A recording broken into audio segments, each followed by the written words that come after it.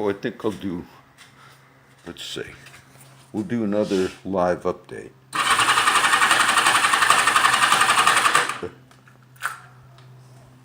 My motorcycle. It ran real good, but oh, nope. Some test or something, and it'll never run again. Let me get, it's dark for here. You'll see light in a second. Oh, the news. I was cooking dinner, and I shut the oven off in time. I've been to fires. People and children have died in fires because somebody just forgot to turn the stove off.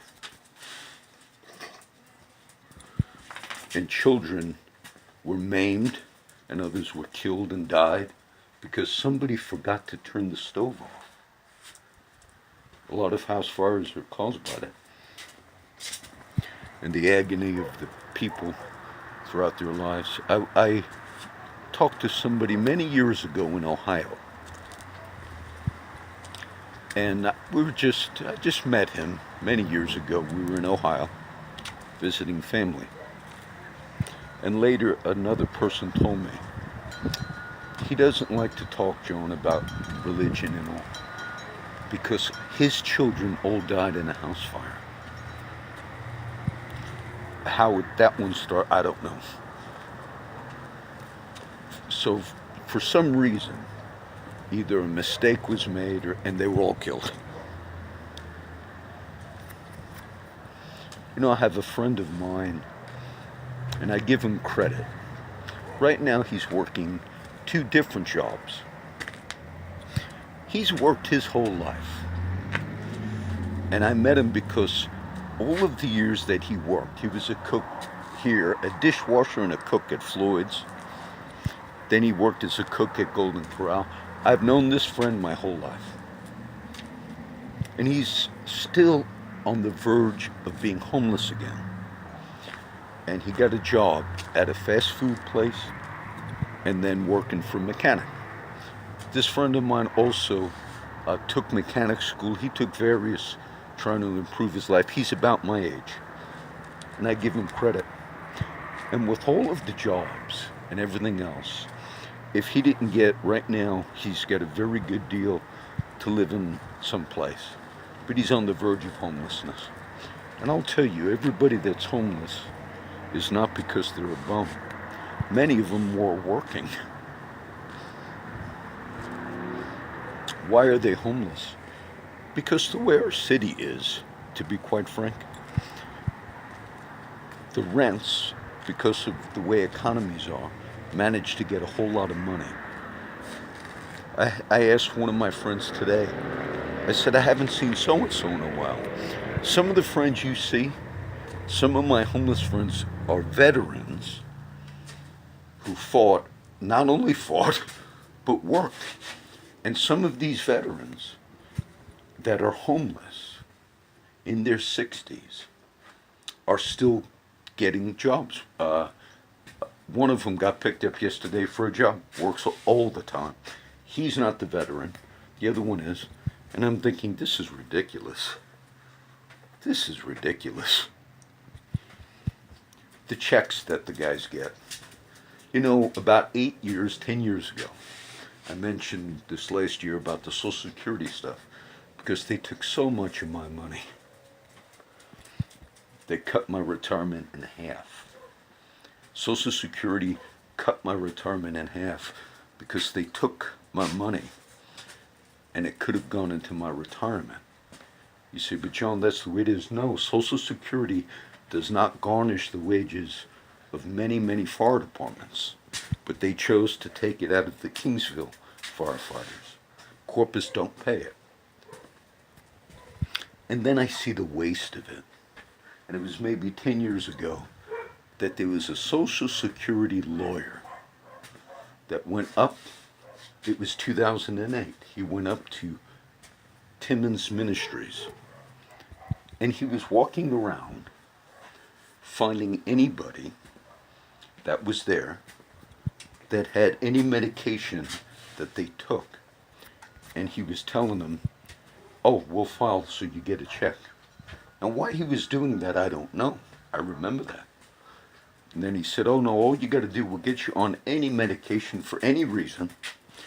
How do I know? Because at that time, that's right when I had retired. And I told him, actually, I have some legitimate injuries documented that I'm in the process. And then he asked me if I was on any medication. At that time, for like 3 weeks, I was put on something. I do not remember what it was, and I didn't like it. I forgot what it was. It was, my other friends knew what it was. I remember I told Andy, oh, I don't like this. I took it once. But this Social Security guy, lawyer, said, oh, just give me the medicine you're on. You get it. We'll get your med check. I said, no. And I told him, I said, no. He said, look, all we need is you being on some prescribed medication. And I forgot what it was. I told him that, I said, no. I said, I don't think that's the right way to do it. I said, I have multiple injuries that prevent me from being a firefighter anymore. I said, that's legitimate. And I thought, what a disgrace. For whatever reason, they had a representative basically going out trying to get meth checks. That's what they're referred to on the street. And what has that got to do with anything? Do you know if somebody is homeless, and there's a lot of them, and then they apply because they're homeless, you should not give them cash, and that's what you're doing. You should partner with some organization that can take that same average check these guys get at $700, and you say, no, it's irresponsible for us to be providing drug addicts with meth checks. So security should simply say, we have housing here for you. You say, but John, we do have government housing. But the money that is distributed, many of the people are unable to get off the street with it. And they suffer with addiction.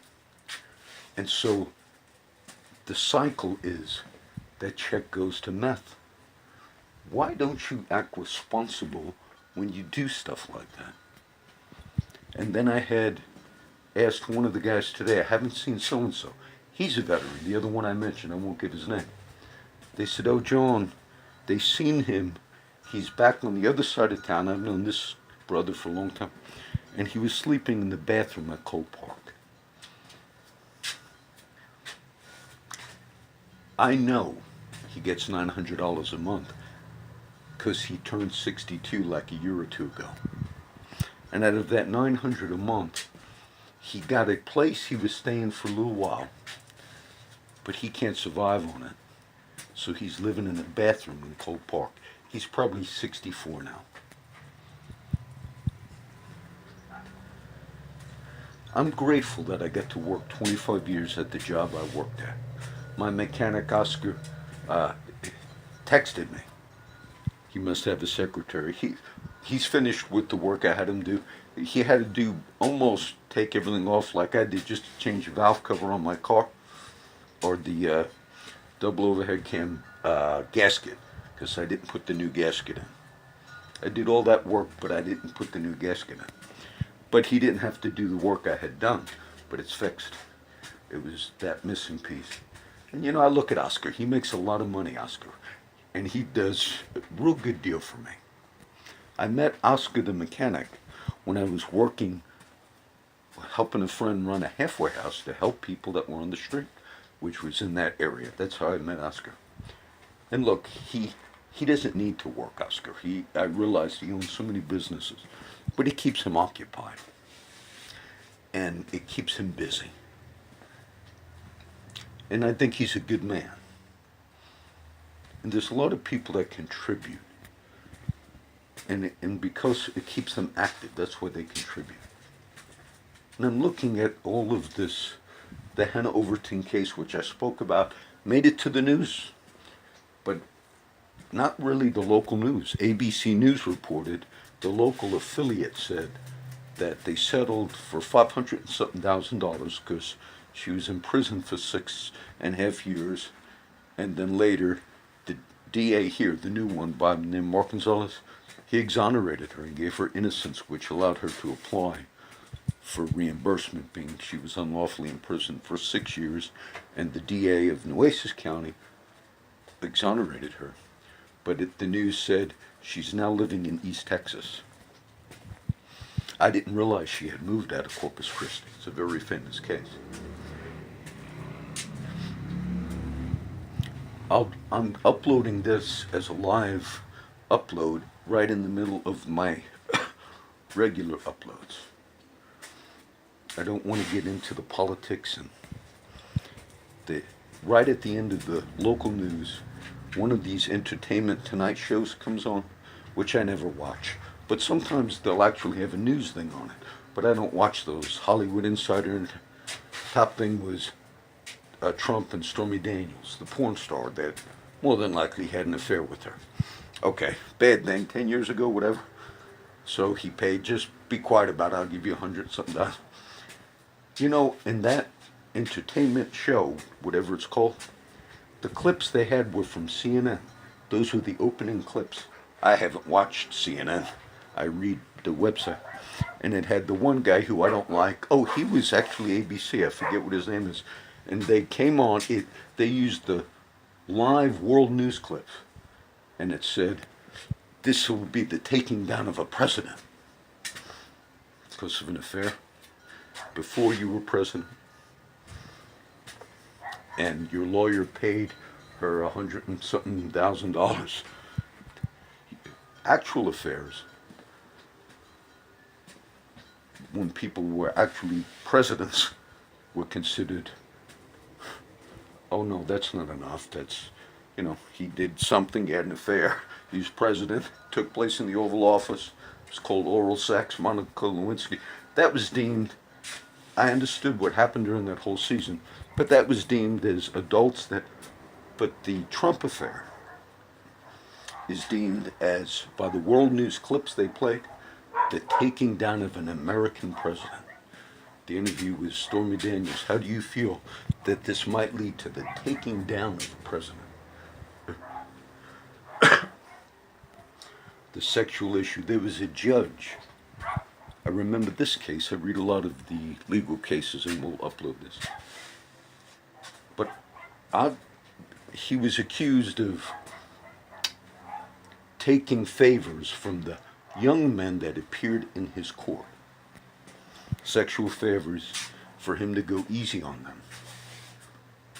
And I remember, because it was one of these sting operations, they said, we are now at the judge's house or whatever, and they heard a gunshot. He just killed himself and then wrote in a letter, the suicide letter, he said, this is the just way to end this. And then I thought, obviously, sex itself is legitimate. I've spoken about that, wrote a post on that, what scripture talks about it. But then I also thought, how many of these cases, whether it's like a Ted Bundy, who, wouldn't it have been better for Mr. Bundy to have, I'm not recommending suicide, believe me, but would it have been better if in that battle he had that thing that drove him to kill all those students, the very famous case? And then later he talked about pornography in a interview. But it would have been better for him to have died than to have. And so then I'm looking at these things and saying, so why does that exist? You say, John, what do you mean, why does sex exist? For reproduction. Okay. Would it have been possible to have a creation that everything was beautiful and wonderful, and that act itself, which has led, whether it's the affairs or the judge who did a wrong thing, but somehow his mind and that sexual drive got connected to doing what he did, which was a crime and a sin. But could it have been possible to have a beautiful creation You say, John, we did have that before the fall of man. I understand that. But say if that didn't exist, Jesus made a certain statement.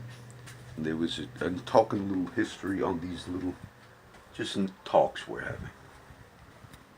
And he said, if your eye offends you, pluck it out. If your hand offends you, cut it off.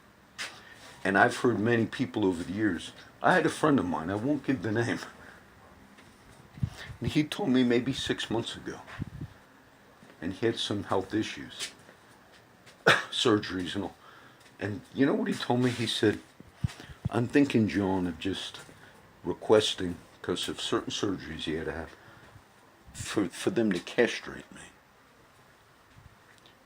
And he said, because it had to do with, I guess, just tired of dealing with that particular sex drive.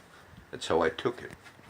And he asked me sort of like as an advice thing, or just saying, I'm thinking to just get castrated, because whatever he was referring to in his life, he thought it'd be better to just not have to battle whatever temptation he was struggling with.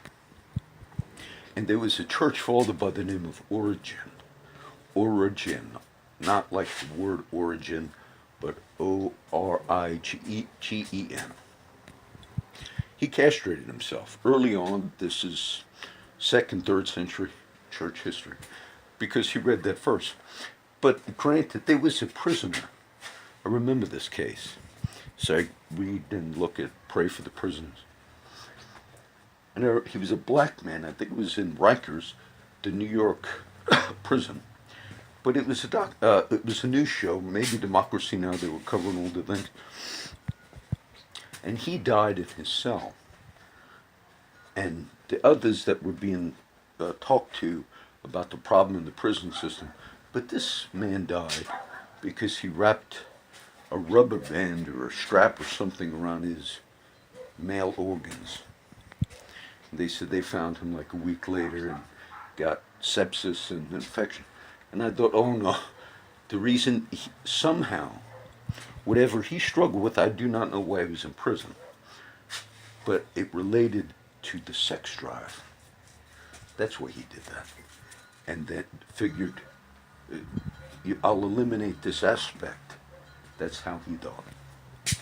And then I think of, say if we had a creation that was wonderful and beautiful, and that there was actual reproduction, humans reproducing, but it didn't have to be the way it is. When the sex drive gets skewed at a Bundy or whatever, or the judge who finally shot himself and killed himself because he was molesting the young boys that appeared in his court, say, well, how could that be? We talk about the attributes of God.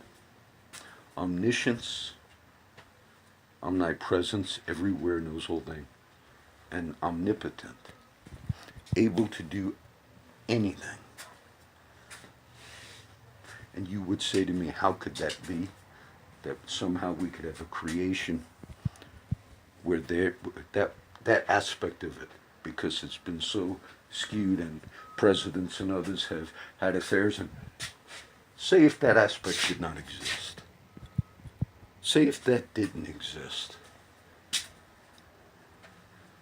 I remember, I won't do that one, Christopher Hitchens, who I refuted, the famed atheist who passed away about 4 years ago now.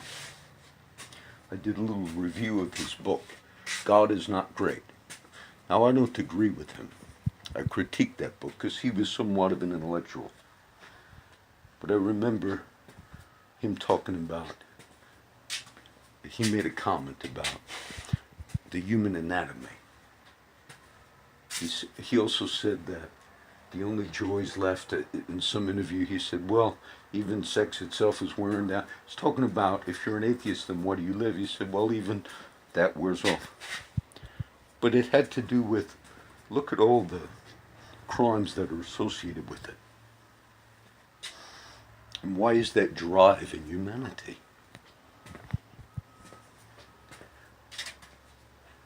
It has to be there, John. Or how else could people reproduce? Okay? If I have unlimited power, and then I teach, which I don't. Oftentimes we teach in theology, and we say, but the reason the account of the fall of man in Genesis, all of that had to happen because the human beings had to have free will and free choice. This is also debated in theological circles. It said, because if people didn't have the choice to love God willingly, that God could not create, if you will, robots that were forced to love him, and humans are in the image of God and angels are not. Said therefore it had to be the way it is. But then the question also, not the scripture, I'm not questioning the scripture, I'm questioning that reasoning that we have given to man. This is called the Odyssey. The Odyssey, the question of evil. Because the other argument says, the atheists argue and say, if God is all powerful, and they argued this to the Christian apologists, they said, why couldn't have God made a creation that there was none of this? Now we as Christian apologists answer back, and we get into the whole doctrine of what we're talking about, the free will of man. But their question then back to us is, but if God is all powerful, which we do believe and teach omnipotence, are you saying he couldn't have made a creation where people actually, truly and willingly loved him without also having to have that choice of rebellion, which would lead to original sin, the downfall of humans, and everything that we have seen? And the Christian apologist answers from the point of free will, meaning God, if he did not give man the choice to go down the wrong path, therefore man would not have willingly loved God, and so that choice was given. And the atheist says, but you said your God was all powerful, which we do. And the atheist says, so you're saying he didn't have the power to create a creation without the option of the rebellion, because then people would not willingly love him.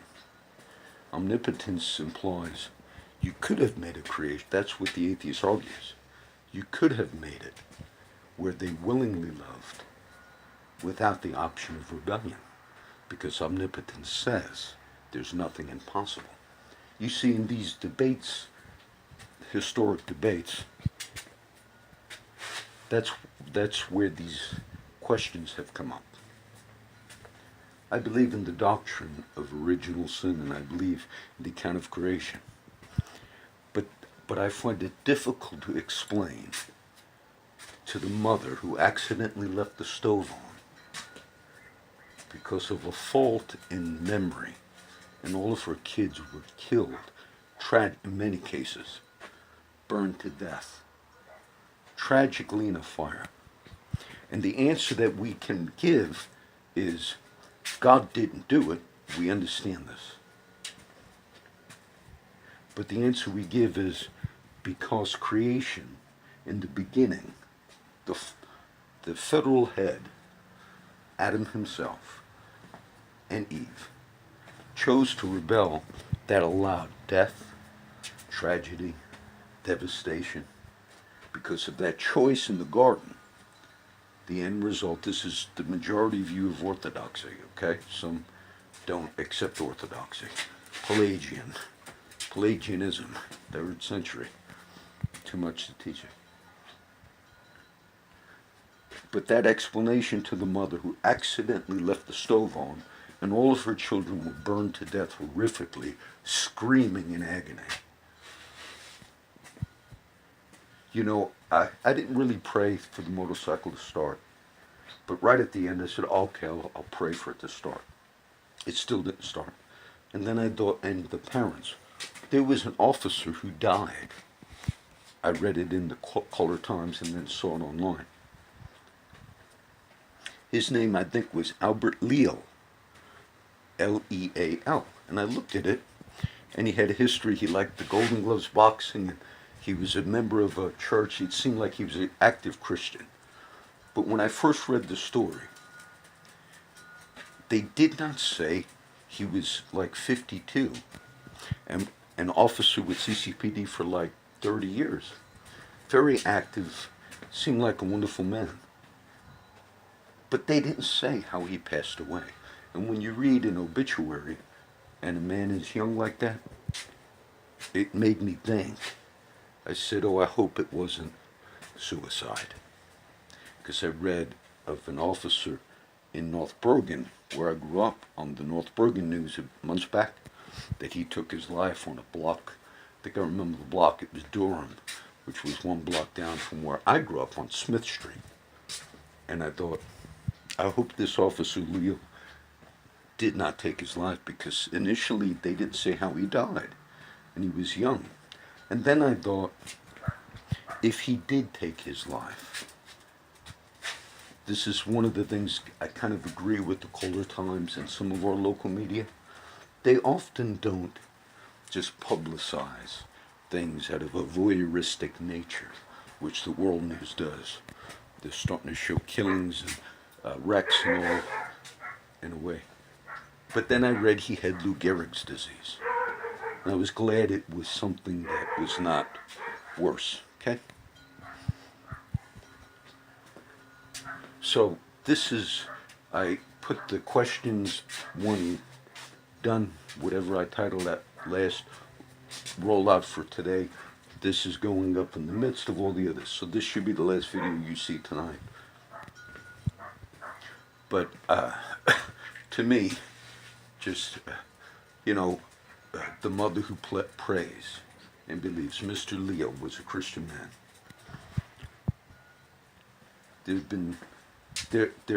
David in the Psalms talked about it. The wicked seem to prosper, things are going on, and then the righteous are suffering. And then he says, but they don't understand that the righteous is taken away from the evil that's to come. But I said a quick prayer, let this bike start. And it didn't work. But then I thought, what about the mothers who prayed over their little kids, who died of cancer, maybe at 10 or 12 or whatever, agonized. And the explanations we give to people, I went through them on this video. Well, it was necessary in order for free will to exist, and therefore sin came in and death, and all of these things. And the normal answer is because there had to be that free will in the beginning. And then maybe the mother would say, but why couldn't it all have been without that option? And then we answer, oh, it had to be that option, or humans could not have. And then the answer could be, but you say omnipotence, and then you deny it by saying, they argue back to us. You deny it by saying, oh, it had to be, because it was impossible to have a creation that will willingly love unless there was that option for all this tragedy. That's our answer. Now, the scripture doesn't say that, by the way. That's the answer we give through education of scripture. But it doesn't particularly tell us that. So I wonder if we are maybe giving some of the people the wrong answers. We don't blame God for the tragedies and events and everything that takes place. The old Jewish man, I showed you the pictures of Danny, the painting. Danny was not Jewish. But the man by the name of Abe, forget his name, he has since passed away. Very interesting story. The man by the name of Abe, who was Jewish, he owned all those properties there in North Bergen. The Burger Kings and all that we were sitting in. He owned that strip mall right there by Hudson County Park. Abe and his wife Renee. And Abe was 100. He was like 99. Kind of reminds you of the Abraham.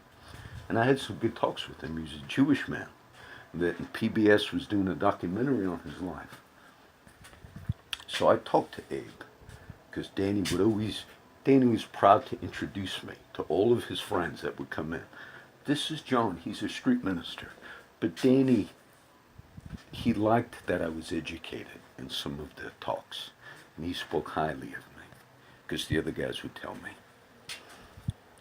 And so I talked to Abe about, and he studied at one time to be a rabbi, but he was involved, he fought as a partisan in Poland against the Nazis. And he was Jewish. And he mentioned something because he had studied about the book of Esther, one of the Old Testament books, Esther or Ruth, and I talked to him. I gave him the testimony. I said, you know, and I don't know a lot of old Hebrew to speak it, but I know Yeshua HaMashiach, which is Jesus the Christ. And we had these talks. But he was a survivor of the Holocaust.